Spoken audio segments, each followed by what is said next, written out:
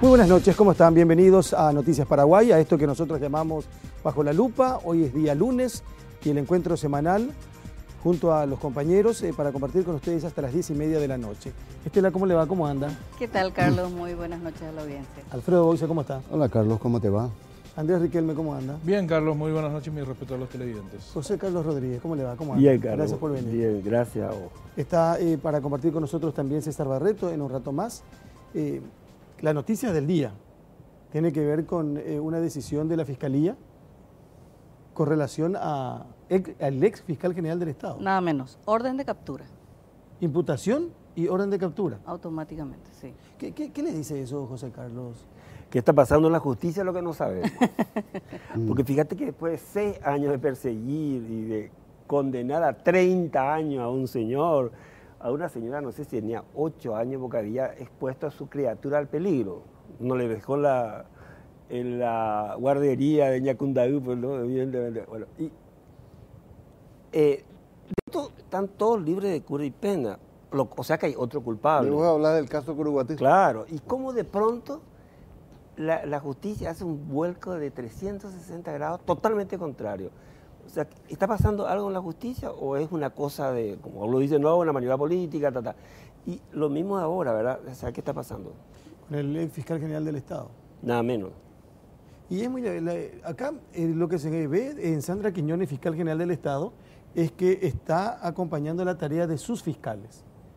Porque ante la situación que se planteó con el caso Curuguatí, salió ella y dijo el respaldo y pide jurado de enjuiciamiento magistrado para quienes integran el tribunal que decidieron a favor de la libertad de quienes estuvieron 6 años presos por el tema Curuguatí. En este caso aparece todo el equipo de la Fiscalía, de delitos económicos principalmente, y dan a conocer la imputación y la orden de captura. Nada más y nada menos contra el ex fiscal general del Estado. ¿Opinión, Andrés? Bueno, un poco de todo. A mí me parece que los políticos siguen condicionando la justicia. ¿Cuánto tiempo estuvo Díaz Verón tratando de evitar irse? ¿Se acuerdan aquel tira y afloje interminable en el que él pudo preservarse en el cargo hasta que tuvo que ser forzado a salir? Y bueno, y ahora está sufriendo las consecuencias de la pérdida de ese poder. Lo que habla también de una injerencia de lo político dentro de lo judicial. Lo que dice el doctor Rodríguez así mismo. Es decir, yo no sé si no había un Juan Ernesto Villamayor influyendo en la política, en lo judicial, si se iban a dar las 2 sentencias más rimbombantes de los últimos tiempos. El tema de la absolución de Curuguatí y el tema de los helicópteros. O sea, a mí me parece que hay claramente una injerencia importante de los políticos. Cuando decía el tema del helicóptero, estamos hablando del caso Filisola. El caso Filisola, claro. Que pero ahí después de años de proceso, eso quedó en la nada. Apenas Villamayor tuvo un poco de Juan poder. Ernesto Villamayor, acá sentado alguna vez, dijo que tiene casos de hasta 18 años. Algo por el estilo. ¿Qué decís, doctor? Yo creo que estamos viendo el reflejo final de la peor herencia del gobierno Carter, que es la destrucción de la institucionalidad. La justicia fue sumisa, obediente, escandalosamente obediente al poder político. El poder político cambia de manos ahora, la justicia cambia. Lo que debe cambiar es esa dependencia del poder judicial a los mandos políticos. Pero esa es justamente la herencia nefasta del gobierno Carter, que desarticuló todo atisbo de institucionalidad y de independencia del poder judicial. Pero la injerencia de los políticos en los judiciales es más antigua, mucho más antigua que Carter. Sí, yo creo que sí, no soy, por supuesto que no voy a contradecir eso, pero estos 5 años, como le escuché decir a Galaverna a quien recurro yo como ejemplo, pero en fin, estoy totalmente de acuerdo con él. Fueron 5 años de desmanes a la institucionalidad, de embates al republicanismo, al que el Paraguay dichosamente sobrevivió. No, y ahora, por ejemplo, se habla el otro día, dice Salim Busarqui, yo le contaba esta mañana en la radio, o ayer fue en La Lupa, Salim Busarqui dice, todo lo que se dijo de mí en estos 5 años se inventó Cartes. Entonces, ¿y después? La justicia, o sea, y después se va a ir Mario Audo Benítez y va a venir otro y se va a actuar de acuerdo a cada, al que viene. ¿O qué tiene que ver Mario Audo Benítez con todo esto? Yo creo que acá hay un elemento nuevo que es el factor ciudadano. Incipiente, débil, pero novedoso. A ese factor ciudadano le temen tanto los jueces como los políticos. Ojalá que se fortalezca. Pero con argumento y como debe ser, haciendo justicia. Claro. Bueno, Y además no es solamente, porque la ciudadanía sola no funciona tampoco. Si no hay funcionarios que se pongan las pilas y que se jueguen, tampoco la ciudadanía puede hacer mucho escándalo. Que pero, escuchen esa voz. claro, tiene que haber un garzón que se ponga y o sea, tenga un juez que se plante, como se dice normalmente. El funcionario público tiene que plantarse si la ley dice A y no B. Y lo siento mucho, señor ministro, señor parlamentario, senador, diputado, no es lo que dice la ley y yo tengo que hacer una sentencia de acuerdo a la justicia. Entonces, está bien, me parece fundamental como impulso a la ciudadanía. O sea, ser escrachado no debe dar gusto. La gente está pichada, que te digan, mira, vos sos un bandido, sinvergüenza, te tiran papel higiénico. Pero si el aparato de Estado no cambia de naturaleza y la gente no cambia de ética, yo creo que eso no fructifica. Estela. No, para precisar nada más las razones por las que se le busca a Díaz Verón, según la resolución de la Fiscalía, es enriquecimiento ilícito, ¿verdad? Establecido que previene, tipifica, sanciona el enriquecimiento ilícito y también en el caso de su esposa por lavado de dinero, ¿verdad? Su abogado dice que está en el país, pero un último dato de migraciones señala que él salió del país el 3 de agosto y no hay información de su retorno, o sea, no está registrado el retorno de Díaz Verón. A mí lo que más me impresiona es que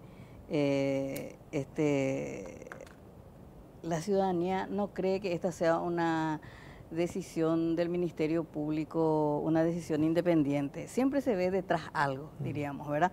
¿Por qué ahora, Díaz Verón, un día antes prácticamente que asuma el nuevo gobierno? ¿Será que el Ministerio Público se está adaptando o adecuando al nuevo eje de poder? O sea, hay toda hay unas interrogantes, diríamos, más allá de que probablemente Díaz Verón sea culpable. Convengamos que el Ministerio Público ha decaído en su imagen con Díaz Verón a la cabeza, ¿verdad? Pero digo nomás que leyendo las redes sociales que hoy tienen mucha importancia, diríamos, la gente no cree que esto sea realmente una decisión independiente y del Ministerio Público, que hay algo detrás y probablemente haya algo detrás, siempre hay algo detrás, pero vamos a suponer que la Corte se libera hoy con el fin de un mandato que sojuzgó al Poder Judicial y al Ministerio Público y que se sientan con las manos desatadas para hacer lo que tienen que hacer. Yo también quiero creer eso de repente, que digamos el Ministerio Público, Sandra Quiñones, fue una fiscal elegida, designada por Horacio Cartes, sin duda alguna. Y en una de esas dice ella, y bueno, vamos a ver si es cierto lo que dice Mario Audo, que dice que hoy volvió a reiterar, después de mucho tiempo salió Mario Audo a hablar, y dijo, yo no me voy a meter en los otros poderes del Estado, dijo. Y si el Ministerio Público toma eso como bandera, y si la Corte Suprema toma eso, bueno, no se van a meter, entonces nosotros ahora vamos a hacer lo que tenemos que hacer. Habría que ver. Ese sería el punto de vista. Y convengamos que Díaz Verón es un trofeo muy importante. Ella como Cándida Ruiz Díaz. Cassandra no es. La Cassandra era la profetisa que solamente profetizaba el mal. Y nadie le hacía caso, ¿verdad? Pero de todas maneras, ese era su carisma. Pero ella no es Cassandra, seguro. Pero dentro de las hipótesis puede pero ser. Yo creo que sí. ¿Por qué la justicia no va a dar un paso adelante de pronto? Claro. Cuando también eso está en la efervescencia popular. Por los otros dos antecedentes que existe, doctor. ¿Por qué motivo un presidente nuevo, con una situación complicada, va a tener que hacer presión para doblegar a la justicia? Puede ser que no. Es que no necesariamente tiene que ser él. No. Claro. Sino alguien de su anillo. ¿Cuál sería el otro motivo? Siempre se habla de la presión internacional. Esa es la cosa, la presión internacional. Segundo, quiere ese cargo. quieren ese cargo. Entonces ya está Claro. buscando una forma para echarlo a él, para ponerte a vos. Esas son las cosas que se dicen. O sea, pero es reducir siempre el futuro al pasado. O sea, siempre somos más de lo mismo. Puede ser que lo seamos, pero yo apuesto por el optimismo. Ahora, las dos cosas, las dos caras de la moneda. El Paraguay está tan institucionalizado que los fiscales meten preso a su ex patrón, a su ex jefe, al ex fiscal general del Estado. La otra cara, el ex fiscal general del Estado, encargado de perseguir los delitos, se va preso a Tacumbuco, y la señora al buen pastor, por enriquecimiento ilícito. Elijan ustedes el lado optimista o la cara pesimista de la Pero historia. ¿cómo me decís si yo te metí preso por 30 años? Yo no te puedo meter preso por 30 años si no soy un delincuente. Pero no hay balística, no hay ninguna prueba. Y sale otro juez y te deja libre de pena No, eso y es lo que no se culpa entiende. para siempre. O sea, ¿cómo puede ser Pero tan diferente? No, directamente no es apelable. O sea, eso ya es inapelable. No hay más juicio. Ok, Se cerró, entonces, se de bajó. 30 años que es la pena máxima a nada y nunca más. Pero si te quitabas la vida a los 4 años porque no soportabas estar ahí, y después 2 años después que esté muerto, alguien te dice, había sido que él no era culpable. Acá un juez firma que tiene Y que además, estar libre. fíjate, queda una sospecha muy fuerte. ¿Y entonces quién fue? Porque alguien Alguien mató. que Pero ahí se mataron. de los dos ¿cuánto? lados. 18.000, pero se mataron ahí, ¿no? 17. 17 personas se mataron. Bueno, alguien los mató, ¿verdad? Están muertos esos señores. Y todos están muertos. Entonces, alguien tiene que haber disparado, ¿no? Y no tenemos al culpable. Y no se investigó al culpable en 6 años. No hay sospechoso siquiera aparte. Bueno, pero para que sea más García Marquesco de la realidad mágica esto, la fiscal general del Estado pide enjuiciamiento A los miembros del a tribunal. los miembros del Supremo que decidieron anular todo esto. No puede hacer otra cosa. Sí puede quedarse sentada, calladita. Como hicieron otros No, fiscales. Pero es ¿Cómo un hicieron corporativismo mal entendido, pues. Ese es el problema. Porque en realidad fue una bofetada para el trabajo del Ministerio Público esa sentencia, esa revocatoria. Entonces ella, como parte del Ministerio Público, lo que trata es salvar el poco honor que le queda a la institución. Me encanta, Andrés, estoy absolutamente de acuerdo contigo. Tampoco entiendo qué pasa hoy en el Poder Judicial. Terrible. José Carlos, si tenemos que hablar del gobierno Cartes, ¿qué queda? Bueno, hay más carretera, ¿verdad? Eso se hizo. Hay plata para la ciencia, también se hizo. Seguimos creciendo económicamente, que no está de moda crecer económicamente, más bien está de moda no crecer. Eso es lo positivo. Lo negativo, yo creo que hay un tema de cultura con Carter. Él como que gobierna con su gerente y gobierna, hace política sin cultura política. Y la gente se siente mal, por eso que vos estás diciendo, le destruyó al Poder Judicial, no el primero, pero a él se le carga. Porque él lo hacía de una manera tal que era como ostentosa. No mejoró la situación popular. O sea, tenemos crecimiento económico, pero para los ricos. No mejoró estructuralmente la salud, no mejoró estructuralmente la educación, no mejoró estructuralmente la justicia. Ahora está mejorando, pero hay algunas cosas de transparencia que él puso y que detrás del cual salieron la cuestión de las croquetas de oro, todo ese tipo de cosas. O sea, él implantó normas de transparencia que fueron importantes. No sé, no es tan rápido hacer un balance en 3 minutos, ¿verdad? Pero son las cosas que yo más que me resalto, digamos, ¿no? Él gobierna con y contra el Partido Colorado, porque gobierna con su gerente. Entonces, pero él es un gran financista, porque él paga al partido. Entonces, él cambió un poco al pequeño patrón de su partido. Ese es un gobierno... ¿Qué nota le pondrías de 1 al 5? ¿De 1 al 5? Sí. Y 2 más o menos. Apenitas. Bueno, vamos a hacer nuestra primera pausa. Son las 21:18 en la República del Paraguay. La temperatura está muy agradable, pero se anuncian precipitaciones para mañana martes. Mañana es Día de la Bandera Paraguaya. El miércoles día feriado. Asume el presidente de la República. Empiezan a llegar las delegaciones mañana. Y el jueves también no hay actividad en las escuelas, creo que por el Día del Niño. Es asueto, no feriado. Mañana es asueto. No, el feriado del miércoles. El viernes. Y el jueves sí es para los chicos. Pausa, por favor, y estamos de vuelta en un ratito. En un ratito vuelve a compartir con nosotros el señor José Carlos Rodríguez junto al señor César Barreto, bajo la lupa esta noche. Ahora queremos recibir y aprovechar el tiempo disponible por el señor Daniel Sobato, es abogado, politólogo. Doctor, ¿cómo le va? Muy bien, un placer estar con Muchas gracias por ustedes. venir. Al contrario, gracias por la invitación. Estaba leyendo, doctor en Derecho Internacional y director para América Latina y el Caribe de IDEAS. Correcto. IDEA. Idea Internacional. Bueno, ¿conoce Paraguay? La primera vez que vine fue en marzo de 1989, poquitas semanas después del golpe de Estado. Presencié la primera elección de mayo de 1989, que ganó el general Rodríguez. En aquella época tratamos de impulsar un mejoramiento sustancial de la Junta Central Electoral que manejaba Expedito Rojas, una junta muy chiquita que estaba enfrente de lo que era el Partido Febrerista con Euclides Acevedo.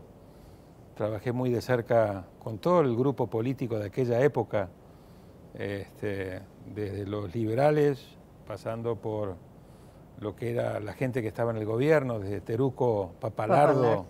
O sea que estoy hablando de hace muchos años.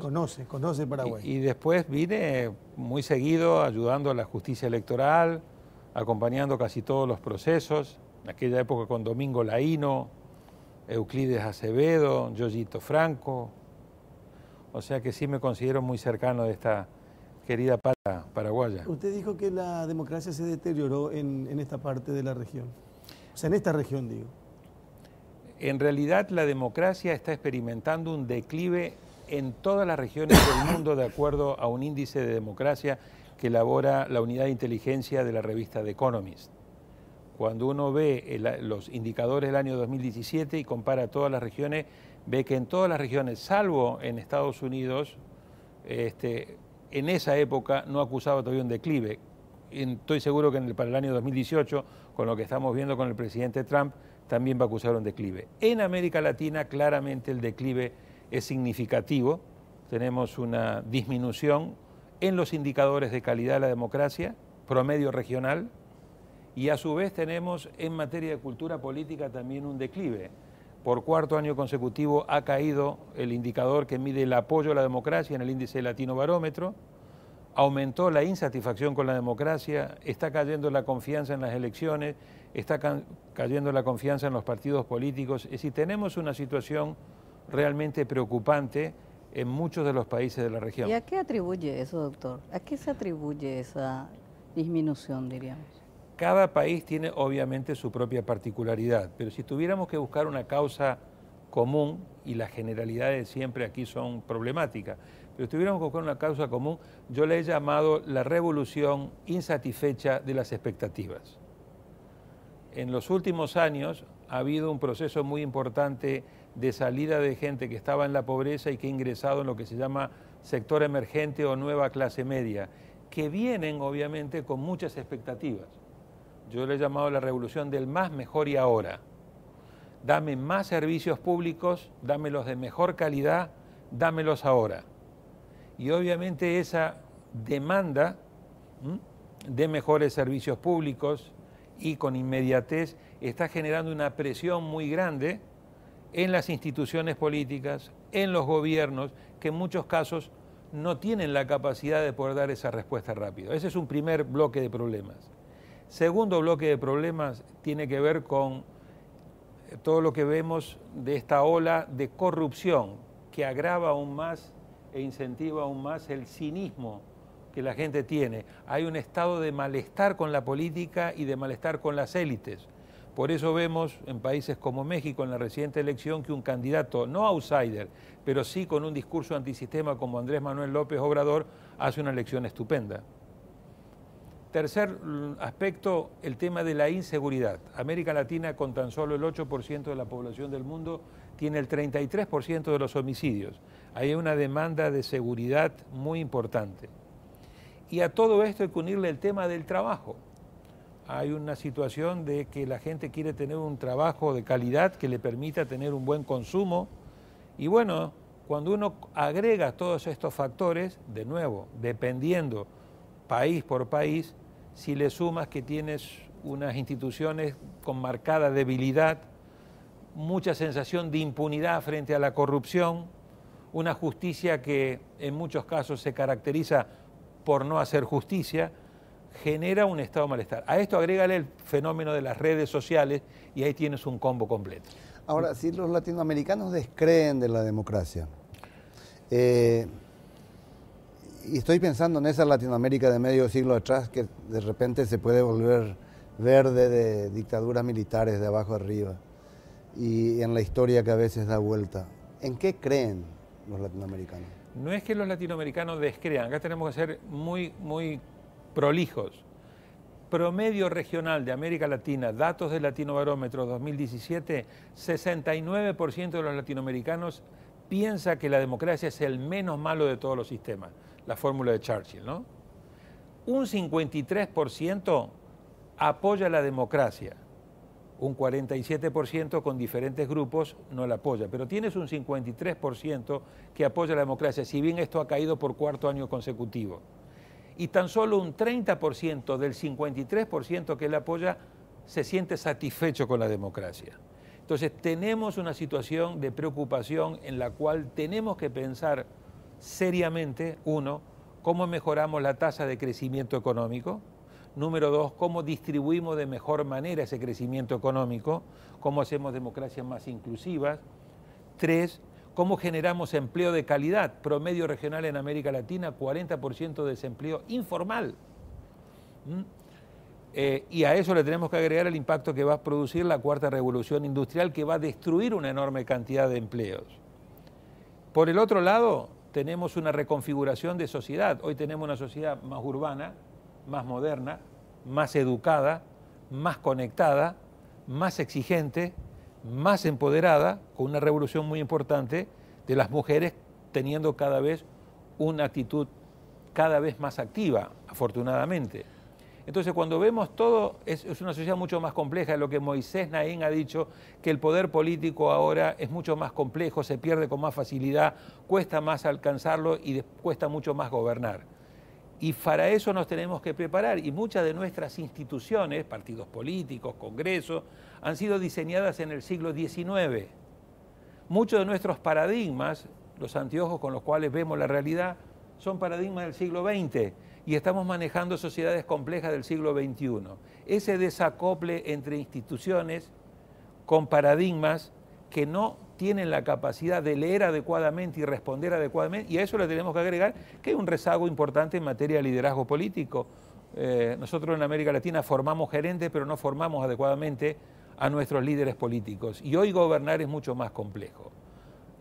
Además, hoy gobernar en un contexto de globalización quiere decir que no alcanza que vos lo hagas bien a tu nivel país. Por ejemplo, vos podés estarlo haciendo muy bien a nivel de tu país y explota la guerra comercial, se complica se devalúa la lira en Turquía, le pega a los mercados emergentes, y vos que estabas en una situación de difícil equilibrio, como estaba el presidente Macri, tratando de acomodar las cosas, se te escapa la economía porque también te está pegando lo global, ¿no?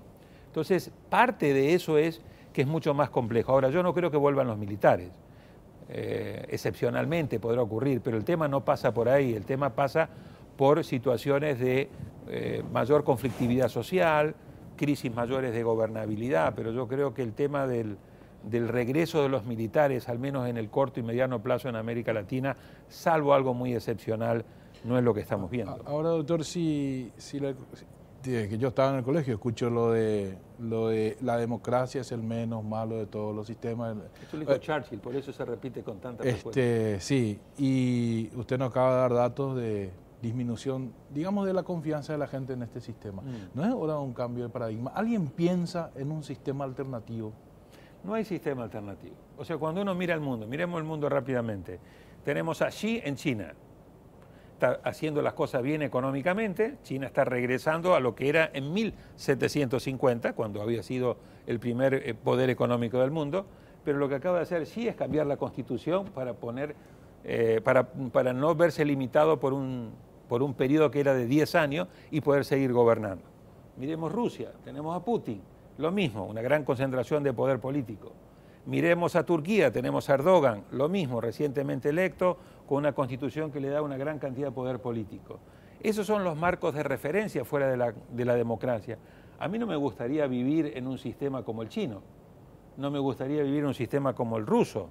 O sea, aún con todos sus males, prefiero vivir en este sistema. Ahora, esto no quiere decir que seamos autocomplacientes. Creo que hay que ponerse las pilas, hay que reconectar a los partidos políticos con la ciudadanía, hay que saberlos escuchar, hay que disminuir la corrupción, hay que fortalecer el Estado de Derecho, hay que meter a la gente presa que se roba, incluidos los políticos y los empresarios que roban junto con los políticos. O sea, hay mucha asignatura pendiente. Hay que empoderar más a las mujeres, hay que llevar a sociedades mucho más tolerantes y tomar carta de temas como el tema del aborto. Es decir, son sociedades mucho más modernas. O sea, hay muchos desafíos para la democracia. Pero no hay un sistema alterno. Hoy, ¿cuál es el sistema alterno? Esto no quiere decir que no sigamos pensando cómo mejoramos el sistema democrático, ni tampoco que digamos, como Fukuyama, que al fin de la historia siempre vamos a encontrar la democracia. Pero hay desafíos muy importantes, pero a la hora de la verdad, hoy por hoy no hay un sistema alterno en el cual uno concilie democracia con libertad y con desarrollo. Hablando de mejorar los sistemas democráticos, de usted que trabaja en sistema electoral, acá hay un debate en este momento, porque si bien es cierto que la justicia electoral ha tenido una buena imagen en el sentido que se han respetado, ha hecho un buen proceso electoral, se respetan los resultados electorales, etcétera. Sin embargo, en estas últimas elecciones como que hizo agua el sistema electoral, porque incluso los dos partidos grandes que controlan las elecciones en Paraguay empezaron a sentir, los que pierden en las internas se dan cuenta que este sistema beneficia al poderoso, hasta internamente hablando, diríamos. Y se empieza a hablar fuerte de listas abiertas, probablemente de urnas electrónicas. ¿Cuál es su posición en ese sentido? Acá tenemos las cerradas y bloqueadas, ¿verdad? Es como si tuviéramos una caja, diferentes temas, ¿no? Sí. O sea, una cosa son las urnas electrónicas, serían las manzanas, otra cosa es la lista abierta, que serían las peras. Agarremos las manzanas primero. Urnas electrónicas. ¿Dónde hay urnas electrónicas? En América Latina. En Brasil, como política de Estado. Sí. En Venezuela, que era una compañía comercial. La urna electrónica no es una bala de plata. La urna electrónica no va a venir a solucionar los problemas de fondo de un sistema electoral. Y para eso me remito. Miren Venezuela. Grandes fraudes con urna electrónica. O sea, yo soy muy, muy escéptico del voto electrónico. De hecho, ustedes acá probaron hace años atrás, me acuerdo que los brasileños le prestaron unas urnas, sí, y la verdad que la cosa tampoco resultó. Yo creo que lo que hay que hacer es volver a fortalecer la institucionalidad, la arquitectura electoral. El elemento fundamental de un sistema electoral pasa por la confianza, no por la celeridad. La urna electrónica lo que te permite es rápidamente conocer los resultados. Y en el caso de Brasil, como no tenés partidos nacionales que cubran a todo el territorio, te resuelve el problema porque no hay escrutinio, la apuração que ellos le dicen. Entonces a los brasileños les resultó, es una política de Estado, no es unas urnas comerciales.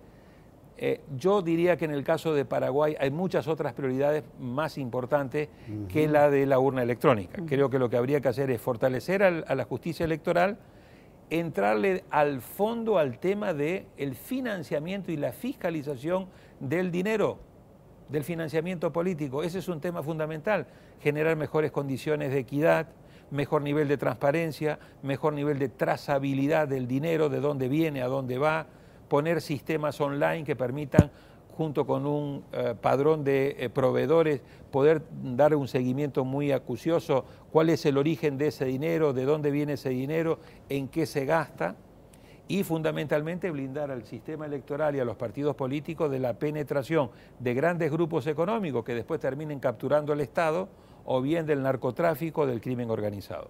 Ahora, y el tema de las listas abiertas y cerradas es un tema que deberíamos dedicarle un programa especial, pero el problema de las listas abiertas y cerradas es que son muy sexys, pero después no dan el resultado esperado. ¿Por qué es sexy? Porque si vos te enfrentás a una lista cerrada y bloqueada, tú dices, en realidad yo no estoy escogiendo, otros escogieron por mí y lo que yo estoy es únicamente votando la lista en el orden que me lo han dado.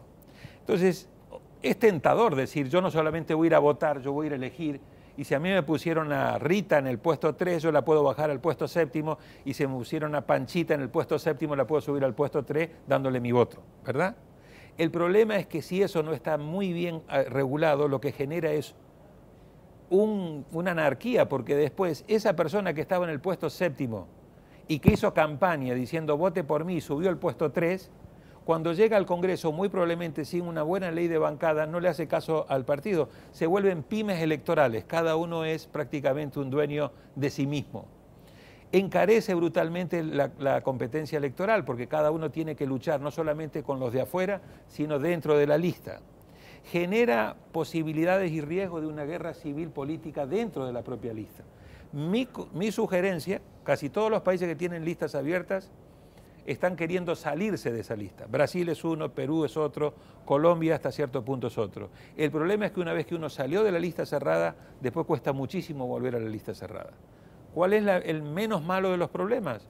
A la lista cerrada, confeccionarla con elecciones muy buenas internas, para que el orden en que tengan esas listas sea reflejo de una elección interna y no del bolígrafo de los 3 o 4 que controlan el partido. Mesa. Sin verdaderas elecciones auténticas internas, entonces el tema de la lista cerrada y bloqueada se vuelve un verdadero dolor de cabeza, pero como en el colesterol hay que tomar en cuenta que remedios que uno toma para reducir el colesterol, reducen el colesterol, pero muchas veces te matan el hígado. Y con los sistemas electorales pasa bastante similar.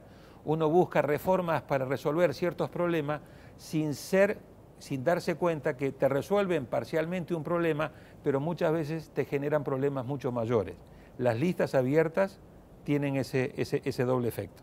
Ahora, doctor, salvo que aquí en Paraguay uno sea un outsider muy popular o una figura que ya tiene ganado un prestigio fuera de la política, se dice que para ser diputado se necesitan no menos de $250.000, para ser senador el doble. Correcto. Y no hemos encontrado la manera de controlar efectivamente eso. Creo que no es un problema nativo exclusivamente. Pero nuestros esfuerzos por regular la financiación de las campañas han sido completamente inefectivos, porque los partidos te ponen cualquier cosa en sus balances y finalmente nadie sabe si el dinero es narco, es limpio. ¿Qué se puede hacer al respecto? El tema del financiamiento político tiene una virtud y tiene un problema. El problema es que es el área donde los partidos políticos se autorregulan. Los partidos políticos siempre regulan a los demás, nos regulan a nosotros en todas las leyes. En materia de ley de partidos políticos y en materia de financiamiento, ellos se autorregulan. Por lo tanto, si no hay un verdadero compromiso de los partidos políticos de realmente controlar el financiamiento político, lo que vamos a hacer es tener leyes muy lindas, pero de muy poca aplicación. ¿Y cómo se hace eso, doctor?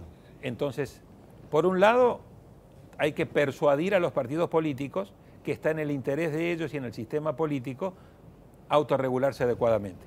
Segundo, hay que presionar desde la sociedad civil, hay que presionar desde los medios de comunicación, hay que presionar desde todos los sectores para realmente obligar a los partidos políticos a autorregularse.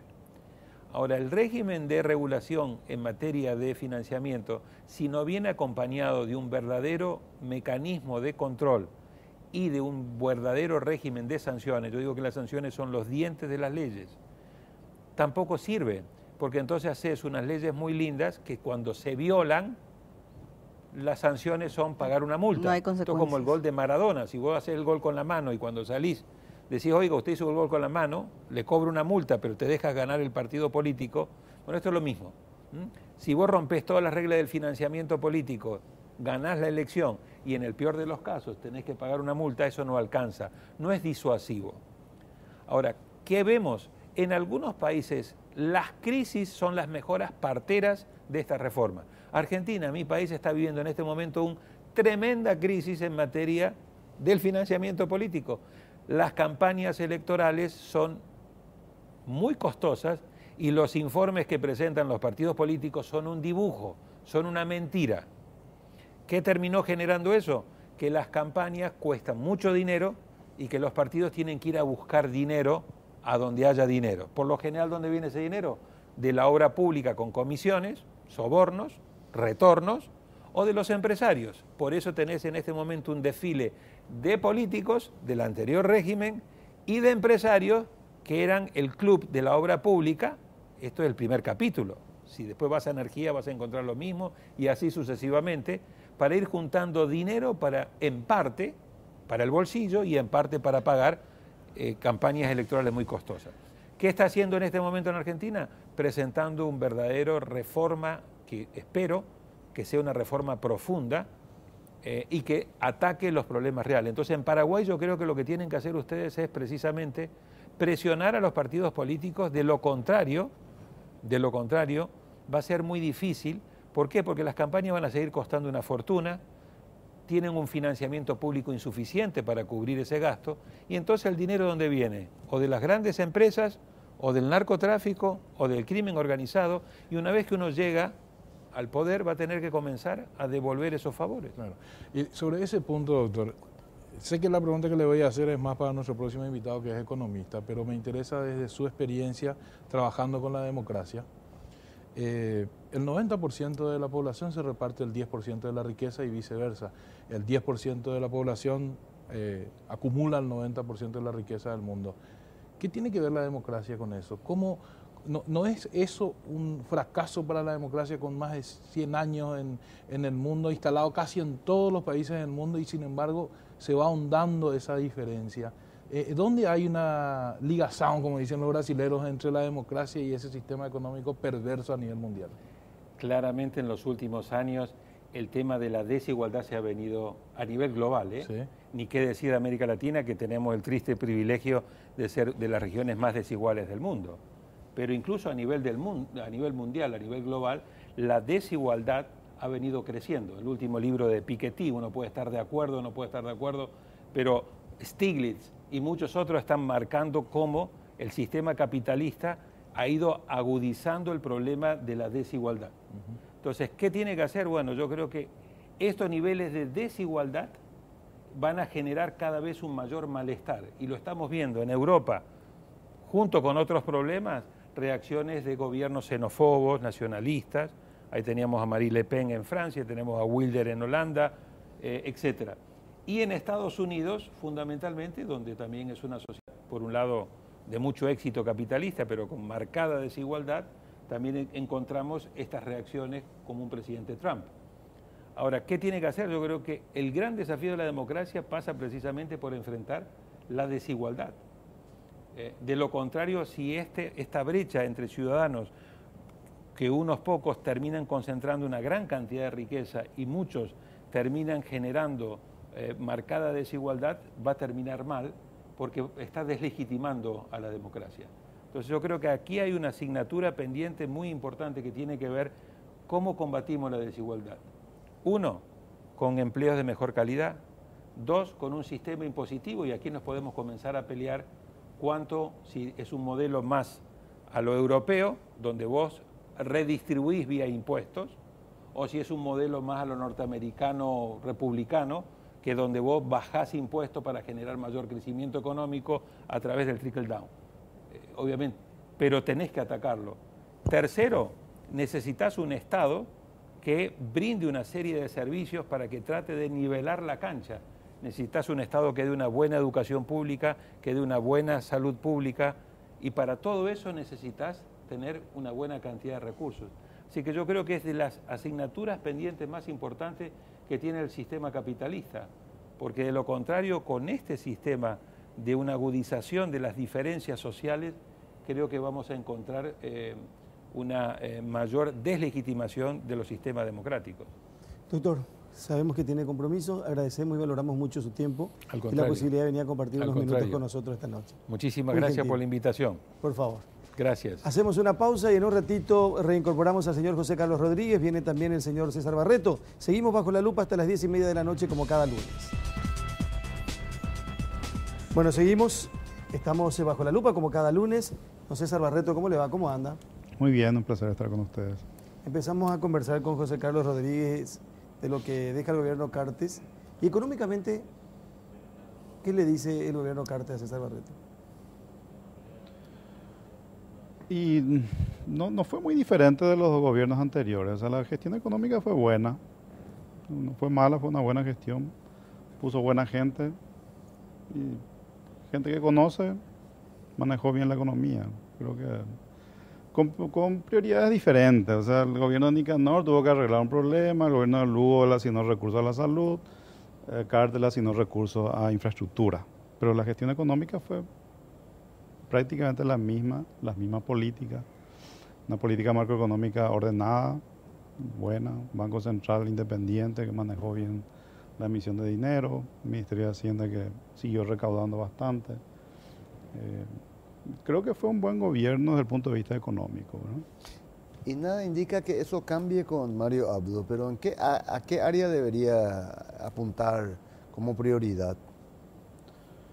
Bueno, yo creo que uno lo que le puede criticar a Carter es de que demasiado asignó recursos a infraestructura y dejó el resto sin recursos. O sea, la educación, la salud, cosas que son muy importantes para la gente que efectivamente se estancó o incluso se redujo, digamos, su importancia en el presupuesto, que creo que fue un error. O sea, yo hubiera invertido más en educación y no tanto en infraestructura, porque creo que es mejor formar a la gente que...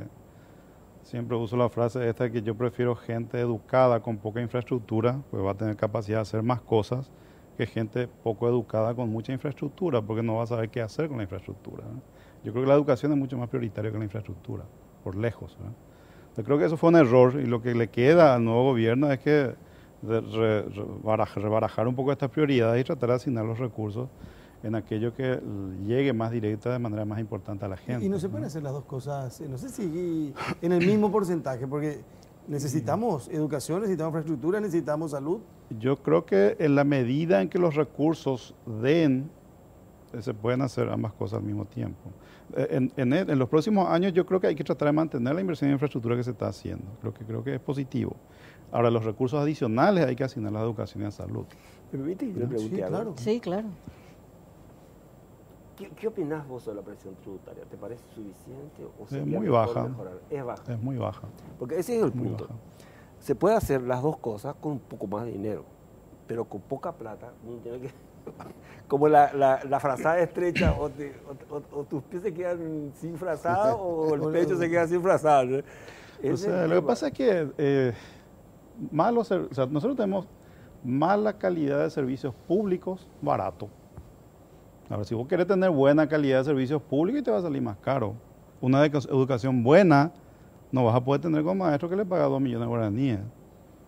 Ahora, a los maestros que tenemos hoy tampoco le puede pagar más de 2 millones de guaraníes porque no están capacitados. Entonces, es un tema complejo, no es una cuestión de plata nomás esto, ¿verdad? O sea, mejorar la educación implica tener maestros capacitados. Y maestros capacitados implica que vos tenés que pagar salarios mejores para atraer a la gente más capacitada para enseñar. César, es un proceso.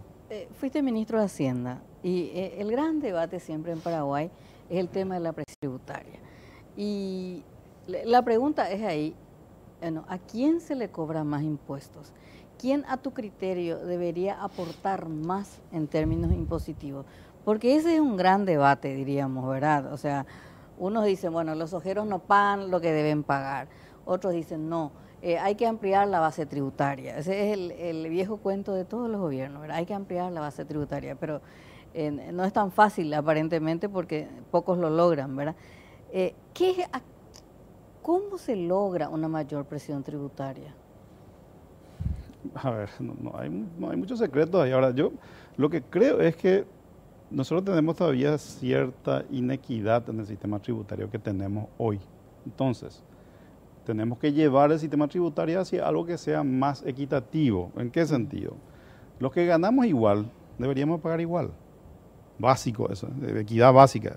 Si el sector agropecuario gana igual que el sector comercial y el sector de servicios, tienen que pagar igual, por lo menos, ¿verdad? Eso hoy no se da. La presión tributaria del sector agropecuario es más baja que los otros sectores, ¿verdad? Entonces, desde mi punto de vista no debería luego existir un IRAGRO, tiene que haber un impuesto a la renta empresarial para todo, igualito.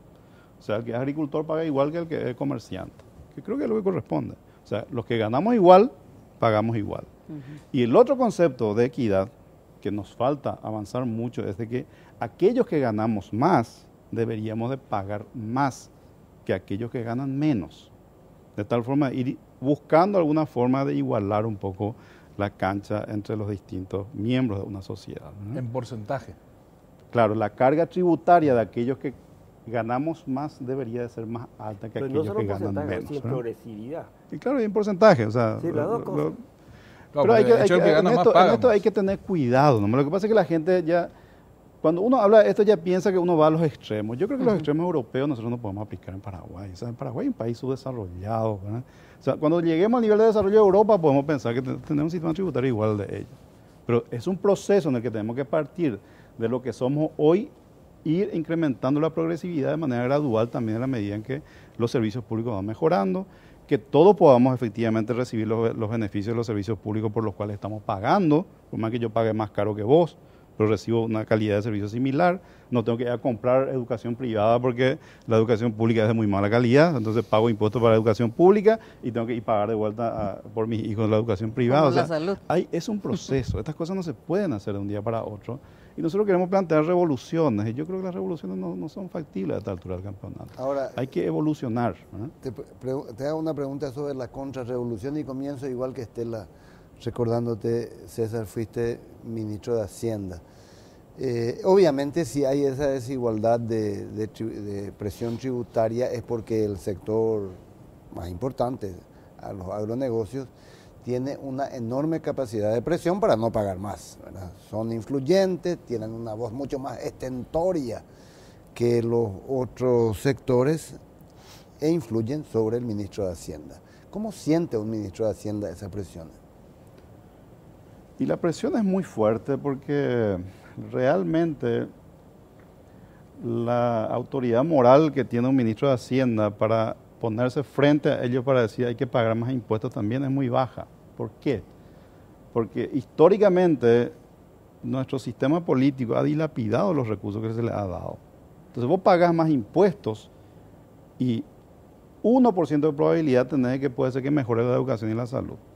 99% de probabilidad hay de que los funcionarios públicos ganen más sueldo. Entonces, ¿cómo vos te vas a plantar frente a los productores agrícolas o ganaderos o qué sé yo, aquellos que creemos que tienen que pagar un poco más? Ustedes tienen que pagar más nomás, ¿verdad? ¿Y dónde va la plata?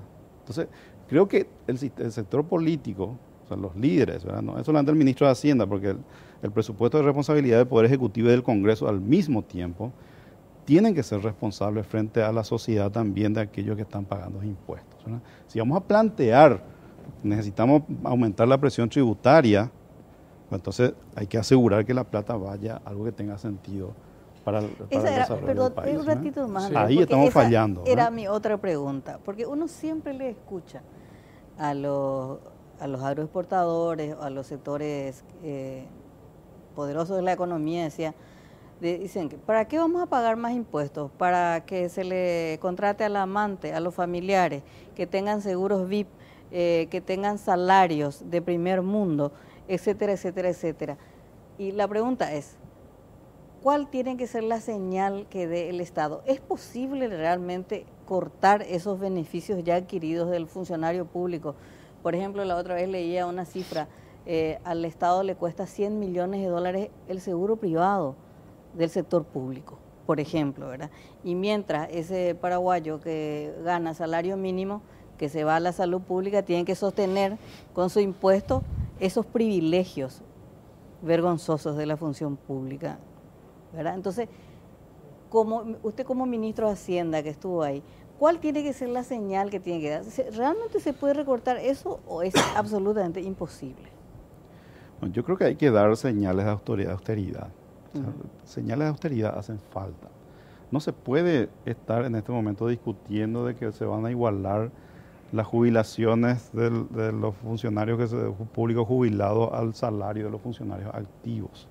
¿Ustedes saben cuánta plata cuesta esto? Escuché 500 millones de dólares anuales. Y no se justifica absolutamente porque la jubilación no tiene nada que ver con el salario de los funcionarios activos. Nada que ver. Ni acá ni en cualquier país del mundo. Se hizo eso con los policías y los militares en el 2004. Se hizo eso con los militares y los policías en el 2004 y una de las cajas dentro de la caja fiscal que está deficitaria son justamente esas dos cajas, ¿verdad? Entonces, si se agrega otros sectores, obviamente que eso va a descalabrar todo ya, ¿verdad? ¿Cómo es que ¿qué señal de austeridad estamos dando si finalmente le estamos aprobando a los maestros aumentos salariales del 16%? Que seguramente muchos maestros lo merecen, estoy seguro de eso, pero estoy seguro que el 100% de los maestros no lo merecen. Hay un porcentaje muy alto de los maestros que no están capacitados para cobrar el salario que tiene que cobrar un maestro bien capacitado. Entonces, si vos das aumentos salariales generalizados para todo el mundo que cuestan un montón de plata, esas son cuestiones que, desde mi punto de vista, son despilfarros, ¿verdad? Y son gente poderosa también, o sea, también los ganaderos, qué sé yo, son poderosos para no pagar impuestos. Pero los sindicatos de los maestros son poderosos para traer toda la plata que puedan traer hacia sus bolsillos, ¿verdad? Entonces, hay que tener cuidado con estas cuestiones, hay que tener políticas que manejen de manera racional estas cuestiones, ¿verdad? En la Ley de Responsabilidad Fiscal hay un artículo que habla del tema salarial, por ejemplo, que es muy importante. Si nosotros respetáramos 10 años nomás eso, 10 años nomás si respetamos, yo les aseguro que la estructura del gasto público cambia dramáticamente en 10 años, ¿verdad? Pero el primer año ya no queremos respetar, menos el segundo año. O sea, queremos tener mucha discrecionalidad para resolver los problemas de las personas que vienen a manifestarse, a demandarnos cosas, pero nos damos cuenta que cada cosa que vamos resolviendo ahí finalmente va empeorando la asignación de los recursos del Estado, ¿verdad? Doctor, dijo usted que... Pero yo querría poner un tema, relativizar un poquito el tema, tomando en cuenta otros aspectos. El primer aspecto es el aspecto de que también hay como una falacia por parte de algunos empresarios, que no son todos. Pues no puede ser que sea tan mala la administración que entonces no valga la pena pagarle un solo centavo, pero da la casualidad que los que no pagan son los ganaderos o los ojeros, y los que sí pagan son los industriales y los que tienen finanzas. O sea, no puede ser que el mismo argumento no sea usado por uno y por otro. O sea, acá hay una falacia, por un lado. Porque el bien que se hizo aumentando un poco el Estado paraguayo en términos populares es bastante grande. O sea, lo que significa que no va a haber una generación de analfabetos en el futuro. Eso es un avance importantísimo. Lo que significa haber metido 2 millones más de personas al servicio de salud pública. Eso no es poca cosa, pero no es para el que más paga. El impuesto le sirve al que más necesita, no al que más paga. Entonces, hay acá una cuestión de falacia. Y por otro lado, hay una cuestión de puro poder. O sea, el ganadero no paga porque tiene capacidad para no pagar. Y el industrial pobre, industrial, y el financista pobre, bancario, o sea, no puede escaparse y paga. Pero entonces eso no es justo. No es justo. Pues una sociedad en donde el más fuerte hace lo que le parece está mal. Una sociedad donde la gente hace lo justo está bien. Entonces, esas dos cosas me parecen importantes. Y el hecho de que el Estado paraguayo, yo sé que hay que mejorar el Estado paraguayo, seguro. Y así como hay una gestión, por ejemplo, económica razonable en Paraguay. O sea, se sabe qué hacer en el Banco Central, se sabe qué hacer en Hacienda, no se sabe qué hacer en el Ministerio de Educación. Y ahora se va a poner un policía. Anteriormente se puso a cualquiera. No, es policía, José Carlos. No es peta. Sheriff dicen que, pero no es policía. Pero no es. Le acaba de destrozar al nuevo ministro de Educación, José Carlos. Usted está bien, no es maestro. Es como que yo le pusiera como ministro de Hacienda a un tipo que sea un gran músico. No, pero sobre ese punto, estoy asustado. Usted dijo hace rato que el gobierno de Mario Abdo debería tratar de impulsar un poco más la educación a diferencia de los anteriores. El problema es que en la educación los resultados se ven en 20, 30 años. Entonces, electoralmente, políticamente, no es muy atractivo para ningún gobierno invertir en educación. Y sí en obras que los resultados están a la vista de todo el mundo. ¿Cómo le ve a Mario Abdo para tratar de que realmente sea sincera ese es su discurso de tratar de invertir en educación en estos 5 años?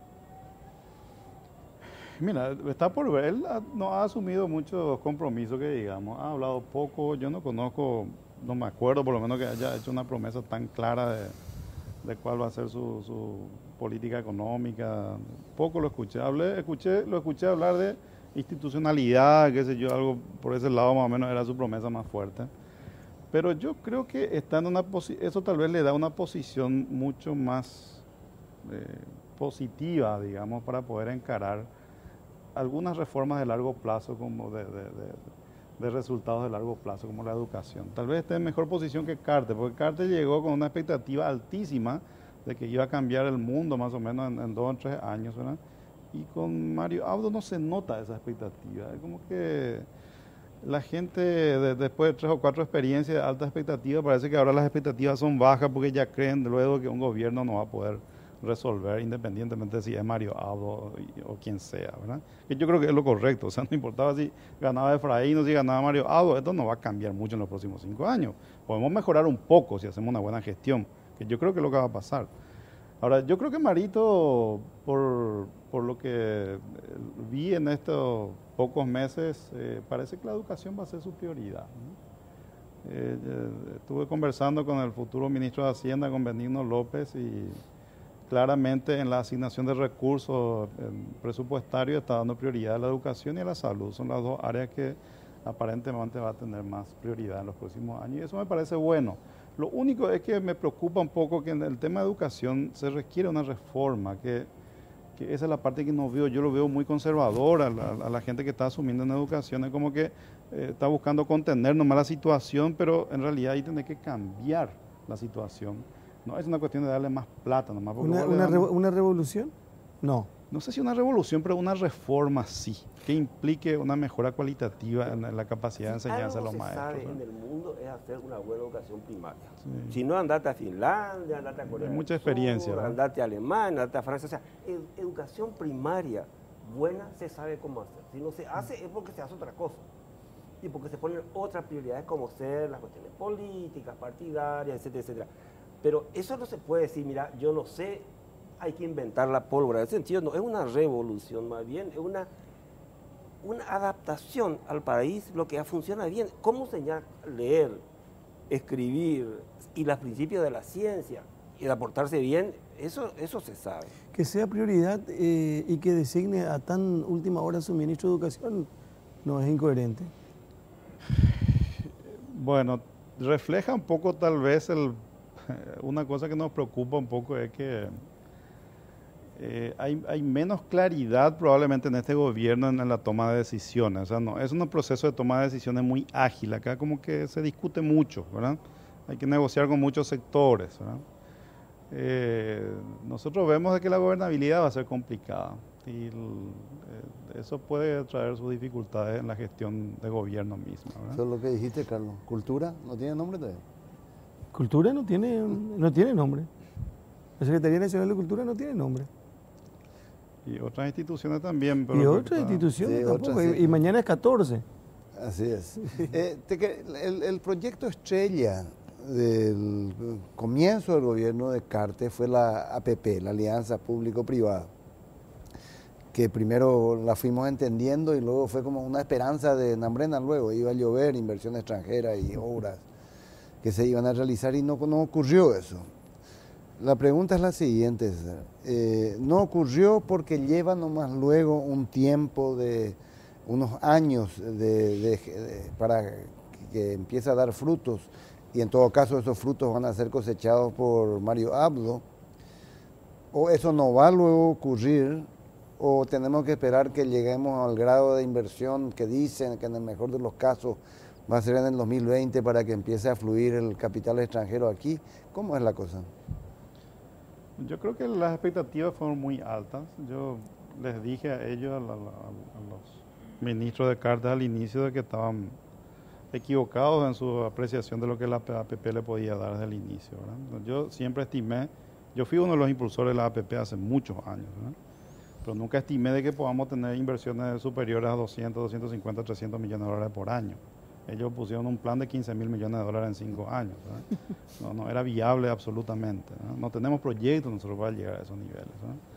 Yo creo que la APP es un complemento, es algo que ayuda, o sea, no es algo que te va a resolver el problema, es algo que ayuda a darle al sector privado a algunos sectores donde haya algún interés o posibilidad de que ellos puedan recuperar su inversión, que puedan invertir en esos sectores. Pero en Paraguay hay pocos sectores donde se pueden hacer eso, ¿verdad? Y hay que ser consciente de eso, no es la panacea y no te va a resolver el problema. Ahora, es un plus, ayuda, te puede ayudar a más inversiones en saneamiento, puede ayudar a más inversiones en energía, en algunas rutas, pero probablemente sea un 10, 15 o 20% del total. El 80% tiene que todavía gestionarlo con otro tipo de recursos, ¿verdad? Tenemos que hacer otra pausa, son las 22:13 en la República del Paraguay, después vamos a entrar los últimos 15 minutos, así que pregunten todo lo que tengan que preguntar ya Alfredo, Estela y Andrés. La pausa, por favor, y estamos de vuelta en un ratito.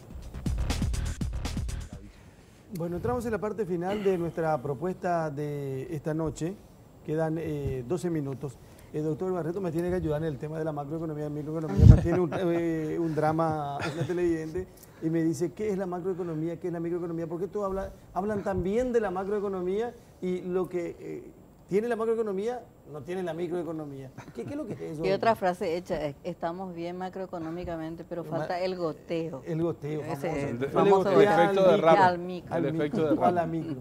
Eh. ¿Qué es eso, doctor?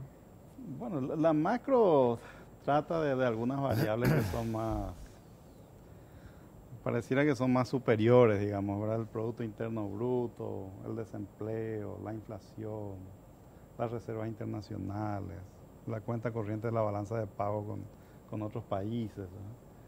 Pero en realidad esas son variables que son resultados de lo que hacemos cada uno de nosotros en el día a día. La macroeconomía es la suma de lo que hace cada uno de los habitantes de un país, ¿verdad? En su actividad económica normal, sea una microempresa, sea un trabajador independiente, sea una empresa grande, pero sumamos todo lo que hacemos cada uno de nosotros y llevamos a nivel agregado lo que sería el Producto Interno Bruto del país, ¿verdad?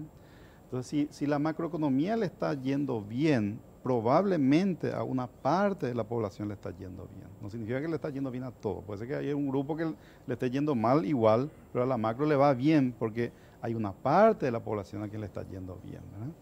Entonces, pero la macroeconomía es el reflejo de lo que pasa con la gente, por lo menos con una parte importante de la gente, ¿verdad? Yo quiero salir un ratito de las fronteras de Paraguay. Suelo escuchar las ponencias del doctor César Barreto y él suele decir que Paraguay vive al lado de dos grandes irresponsables, que son Brasil y Argentina.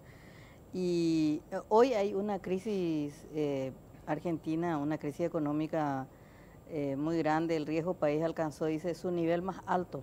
El dólar se disparó a más de 30 pesos y cayeron todos los bonos y las acciones argentinas. ¿Cuál es la implicancia de eso para Paraguay?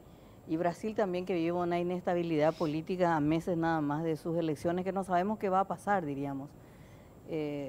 Y recordaba hoy tu frase, que siempre decís que Paraguay vive al lado de dos irresponsables.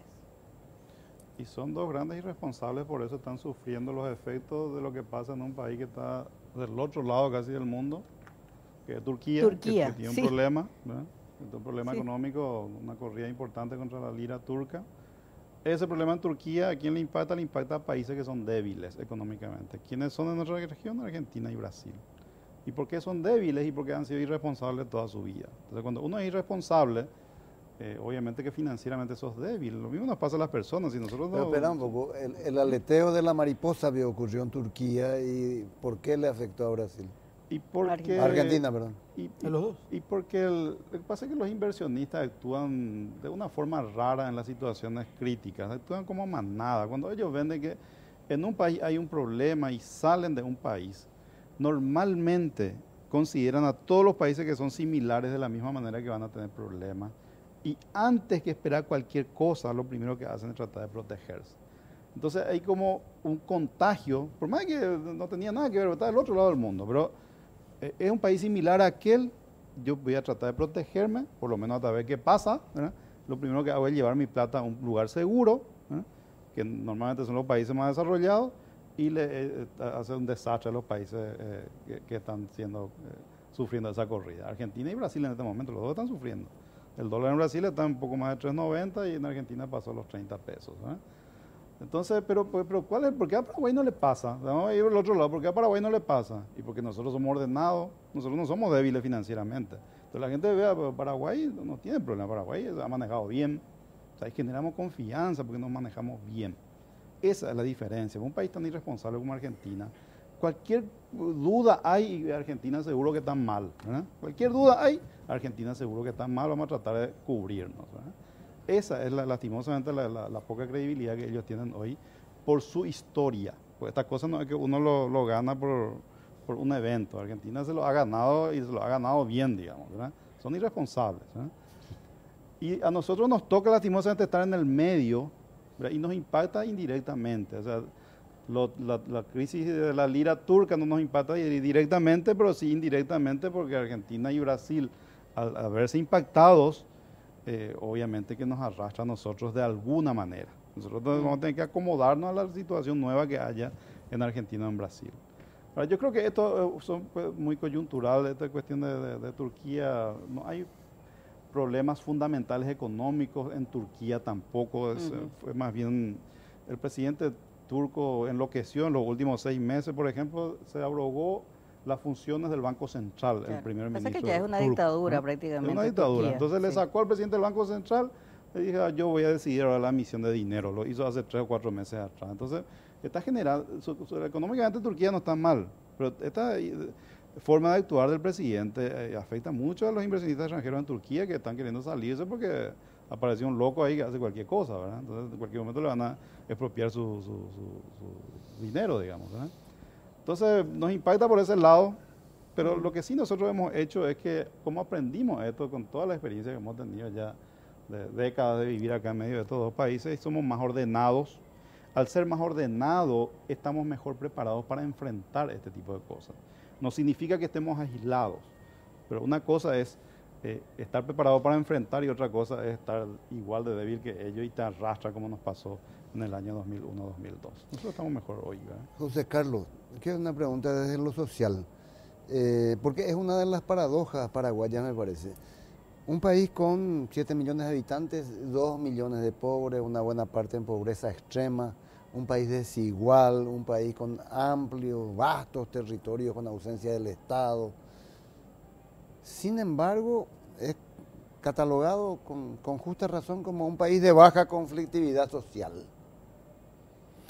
¿Por qué? En el siglo XIX se decía que Paraguay era un país de indios mansos. O sea, que era un país dominado. Y creo que algo de eso hay, ¿verdad? Ahora, hay una tradición de pobreza generalizada en Paraguay. O sea, lo normal en Paraguay es ser pobre, históricamente. Cuando uno revisa lo que es, estoy seguro que el exministro tiene buena idea. Lo que es la clase media paraguaya, por ejemplo, es impresionante. Tiene algo así como un ingreso per cápita de 4 millones de guaraníes por mes nomás, por persona.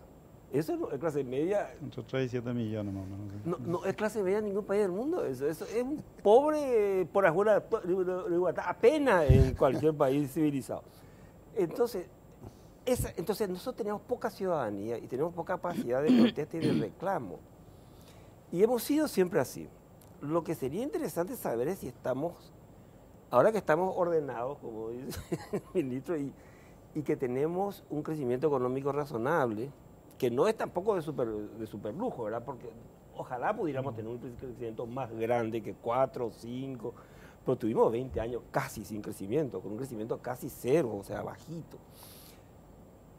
Hacer una inversión en la gente, eso es importante, pero no se puede hacer, de acuerdo, no se puede hacer como a lo loco. Pero no puede ser que tengamos una presión tributaria que sea la mitad del Mercosur, la mitad de América Latina, cuando ya América Latina tiene muy baja inversión pública. Y además hay ciertas cosas que cuestan plata.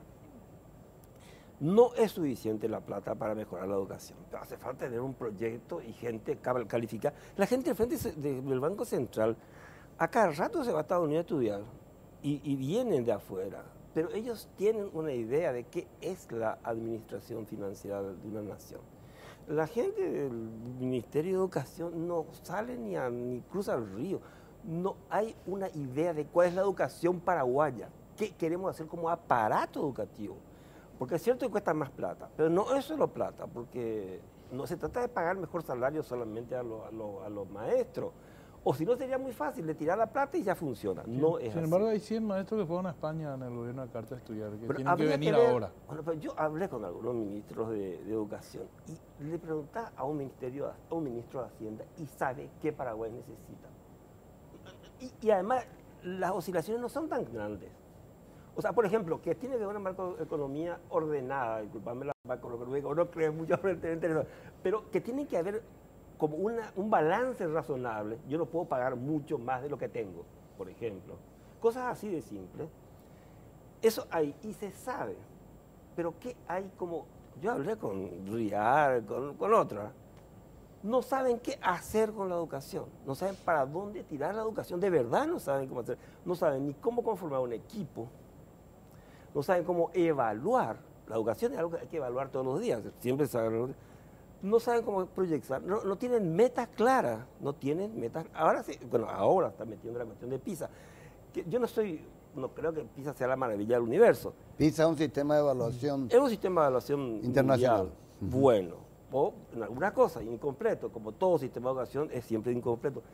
Pero tenés que tener metas, o sea, y no hay metas. Es decir, por ejemplo, mira, tenemos que tener la educación primaria, por lo menos esa es la más simple de todo, esa es la que no se discute en ningún país del mundo, tiene que ser buena. Y eso significa pasar a ciertos niveles de competencia en estas cuestiones como lectura, escritura, matemáticas, etc. No están hechos. ¿Y cómo hacerlo? Porque no se trata de decir, mira, yo quiero llegar a ser como Finlandia. No, no es tan simple. Yo quiero acercarme a Finlandia en 5, 10 o 15 años y para eso tengo que hacer A, B y C. Claro. Formar los maestros, tener mejores locales escolares, etcétera. Tener laboratorio en algunos casos. Bueno, no está hecho, no está programado eso.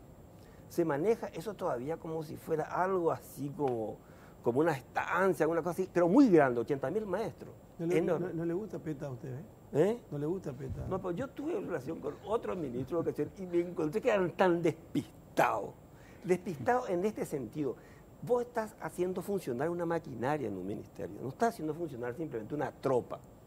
O tampoco las tropas son tropas, pero ese sistema no hay. En salud también hay grandes problemas en ese sentido, porque tenés una salud que es pública, preventiva, otra que es curativa, están los hospitales, está la salud primaria, y vos tenés que tener un sistema de estructurar la salud pública, decirlo. Por ejemplo, la salud gratuita puede llegar a ser una demagogia también, porque la máxima y compleja salud para todos no hay que en ningún país del mundo que yo conozca, pero la salud primaria sí tiene que ser gratuita. O sea, tenés que ver qué es lo que se puede hacer de lo posible y tirarte por eso. Pero entonces, ¿cuál es el aparato de Estado? ¿Cuál es la institucionalidad capaz de funcionar, hacer funcionar eso? Y eso es lo que no se tiene en otras administraciones. Yo te digo, hay una racionalización, casi una isla de gente racional, pero que no se consigue solamente gratis. Ha habido un esfuerzo sostenido de mandar a formarse a la gente, pero no mandarse a formarse en el sentido que vengan con su título. No, que vengan con capacidad para administrar este sector, o aquel sector, o aquel otro, claro. Porque un tipo una que hoja sabe de manejar. ruta. Claro, eso no hay. Y tampoco hay una cosa tan buena en obra pública. Claro, en obra pública todo hay que hacer porque la gente no tiene todavía camino para circular. Pero también habría que tener un plan de desarrollo territorial, de saber dónde están las carreteras más importantes, cuáles son los grandes problemas urbanísticos, etcétera, etcétera. Eso tampoco hay, ¿verdad? Qué difícil está todo. Y claro que es así. Es así, lastimosamente. Tenemos que cerrar el programa. Sí, ultimito nomás. César Rareto decía, nosotros vemos problemas de gobernabilidad para Mario Audo porque, bueno, recordemos que Mario Audo un poco es un liderazgo sostenido por varios movimientos, caudillos, y bueno, en la administración de poder va a tener que consultar demasiado. ¿Ves así o también, José Carlos? Bueno, nadie va a hacer todo y en un gobierno. Vamos a partir de la base de eso. Y todo el mundo tiene derecho al estado de gracia. Estamos hablando del nuevo presidente que asume pasado mañana. Yo no sé con quién va a negociar y qué va a fabricar como equipos, porque no es tan difícil. Ya está su equipo. Sí, pero eso no es todo. Esas son las cabezas, ¿no? Eso es el iceberg, la parte de arriba. No. ¿Cuál es el proyecto que va a imponer, impulsar, estimular, aprobar dentro de cada ministerio? Eso es todo otro trabajo. Esa es la gestión pública real de cada día.